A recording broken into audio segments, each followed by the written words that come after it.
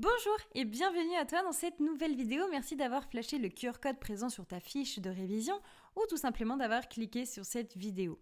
Aujourd'hui, nous allons nous pencher ensemble sur les attributions du gouvernement. Pour ce faire, nous verrons dans un premier temps la détermination et la conduite de la nation, puis le gouvernement avec le Parlement, et enfin les pouvoirs exceptionnels du gouvernement. Surtout, n'oublie pas de t'abonner à ma chaîne YouTube, de liker la vidéo, mais également de me rejoindre sur mes réseaux sociaux, Instagram et TikTok. Et c'est parti!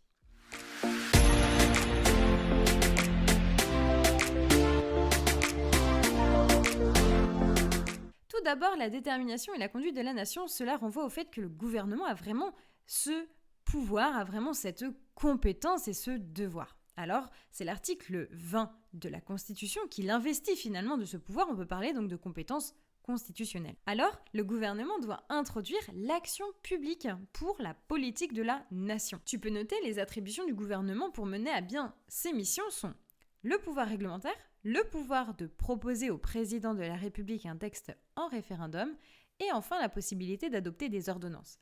Donc voilà, le gouvernement, ce qu'il faut que tu retiennes si tu tombes sur une dissertation sur le gouvernement, c'est qu'il a la mission de déterminer et de conduire la nation par le biais de ces outils-là.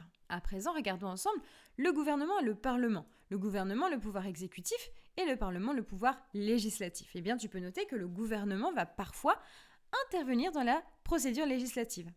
C'est d'ailleurs la Constitution qui va lui reconnaître de nombreux moyens pour accélérer notamment ou encore orienter les discussions des lois. Comme par exemple l'article 31 de la Constitution qui va donner accès aux ministres lors des débats, ou encore l'article 44 de la Constitution qui va leur permettre un vote bloqué. Alors un vote bloqué, c'est quoi ? C'est le fait pour les ministres, finalement, de limiter le droit d'amendement. Il y a l'article également 45 de la Constitution qui va donc lancer les procédures d'urgence et l'article 50 qui va donner les pouvoirs d'information mais également de discussion des ministres, donc au sein du Parlement. Enfin, regardons ensemble les pouvoirs exceptionnels du gouvernement. Alors, ces pouvoirs permettent en soi donc d'étendre le pouvoir de police des autorités civiles ou militaires. D'accord ? Donc ça, c'est important que tu le retiennes bien.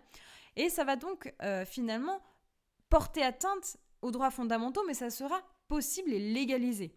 Dans certaines circonstances, attention, comme par exemple la possibilité pour le gouvernement d'assigner des personnes à résidence, ou encore interdire la circulation. C'est exactement ce qui s'est passé par exemple lors de la crise du Covid-19 pour finalement des questions de sécurité sanitaire. Alors, dans quelles circonstances le gouvernement peut user de ses pouvoirs ? Eh bien tout simplement en cas d'état de siège, l'état d'urgence, mais également l'état d'urgence sanitaire. Tu peux noter que l'état d'urgence sanitaire est déclenché simplement par décret pris en Conseil des ministres, mais celui-ci doit être motivé et va durer 1 mois au lieu de 12 jours. Donc voilà, c'est quand même important que tu saches que le gouvernement a plusieurs petites étiquettes, mais qu'il possède également des pouvoirs exceptionnels qui sont non négligeables. Voilà, c'est la fin de cette vidéo, j'espère que tu as bien compris la notion. Surtout n'hésite pas de commander mes fiches de révision en lien dans ma description, de t'abonner à ma chaîne YouTube, de liker la vidéo et de me laisser un commentaire. Et moi je te donne rendez-vous sur mon compte Instagram et TikTok. À bientôt!